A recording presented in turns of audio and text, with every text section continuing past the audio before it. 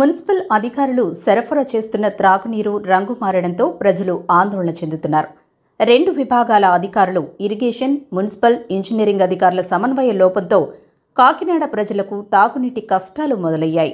90 ఎకరాల విస్తీర్ణంలోని ముడినీరు నిలువ చేసి ముంబై చెరువులో చేరుతున్న నీరు ముదురు పచ్చవర్ణంలో మారడం, అక్కడి నుండి కాకినాడలోని విక్టోరియా వాటర్ వర్క్స్లో శుద్ధి చేసిన తరువాత కూడా ఆ రంగు మారకపోవడంతో పసరు నీటితో ప్రజలు తీవ్ర ఇబ్బందులు ఎదుర్కొంటున్నారు. 33 అడుగుల నీరు నిల్వ ఉండే ఈ చెరువులో ఇప్పటికీ 28 అడుగుల నీరు నిల్వ ఉన్నప్పటికీ నీటి రంగు మారిపోవడంతో అధికారులు కాపర్ సల్ఫేట్ కలుపుతూ ఏరియేటర్లతో నీటిని శుద్ధి చేసే ప్రక్రియ చేపట్టారు. ఇప్పటికే సమస్యను అధిగమించామని, త్వరలో పూర్తి స్థాయి చర్యలు తీసుకుంటామని వాటర్ వర్క్స్ అధికారులు వివరిస్తున్నారు.